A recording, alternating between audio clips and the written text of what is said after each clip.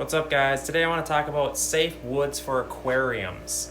I get a lot of questions because I have woods in all my fish tanks and I find them on my own, and I quickly understood that buying driftwood on the internet was insanely expensive and I couldn't afford to do it for 30 tanks. And a lot of the stuff on the internet kind of scares you, and it'll tell you, you can't just go out in your yard and find a piece of wood that's laying on the ground that's dead because all your fish will die, etc.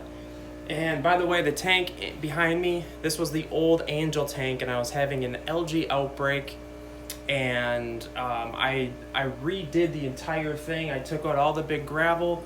As you can see here, it's pretty much destroyed. I put a bunch of natural small P-rock in there, and I have this pump hooked up to a little PVC. It's kind of the thing I built for when I destroy tanks because I don't have mechanical filtration. It's basically, actually I'm gonna flip the cam here. Forgot I can do this.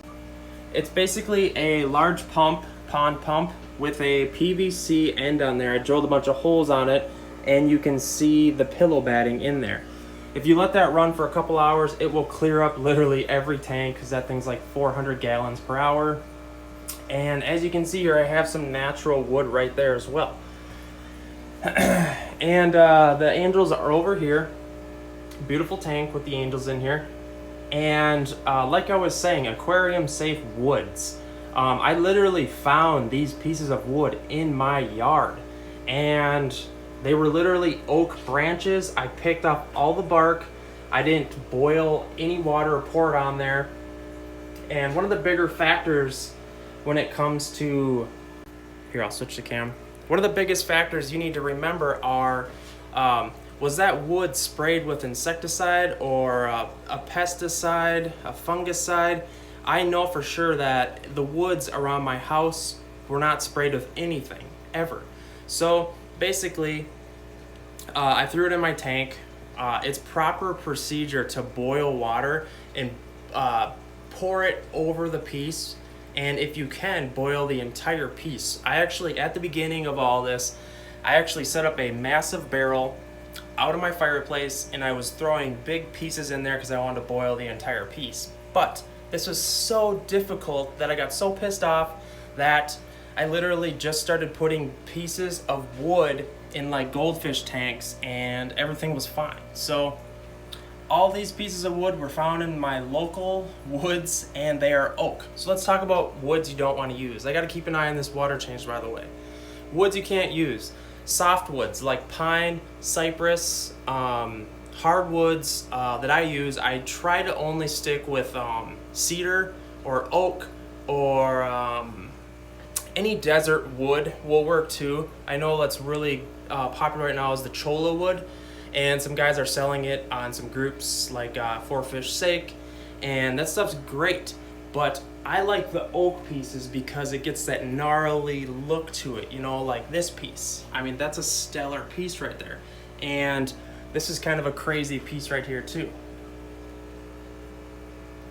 Here's some other pieces. I really like the gnarly South American true Amazon effect. I mean, can you beat that? No, you cannot. That was a rhetorical question. Here's a piece, got my red Texas in here because he's insane lately. It's kind of a weird piece. And I'll be doing some more videos this summer because I'm going to be taking some trips out into the woods. And I used to go kayaking. I'd spend hours kayaking trying to find these killer pieces of driftwood, but it just wasn't happening. And I have found a couple. And anyhow, I had the best luck just looking in the woods for pieces of wood that have been dead for quite some time, that have been weathered and all the bark fell off of them, etc. I'm gonna give you guys some updates on my other fish room with you vlog getting wood and rocks this summer. Yeah, I'm gonna be going kayaking I'm gonna be walking through the woods essentially looking for pieces of wood. I literally look for this stuff. I gotta shut off this water soon. I'm gonna show you guys the other fish room and an update too. I just got a tank going. No laughing. It's a 150 acrylic. No laughing at the setup.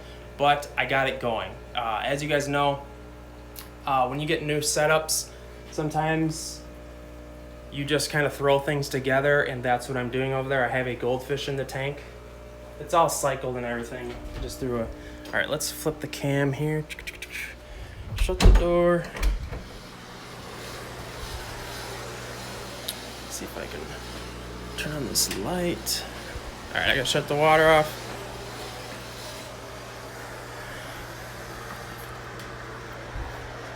All right, what the heck happened here? All right, no laughing here, guys. This is, by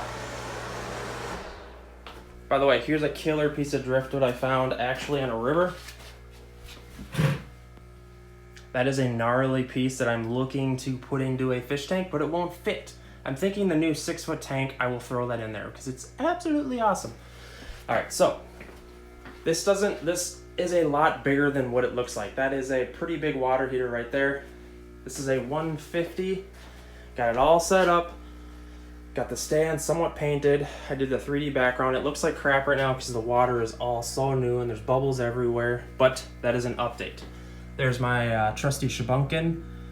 I kind of use him to test a lot of my tanks to make sure that all the stuff is cycled. I do appreciate goldfish. I just use them because they are so utterly tough. You know, they're such sturdy fish. Tripping. So yeah,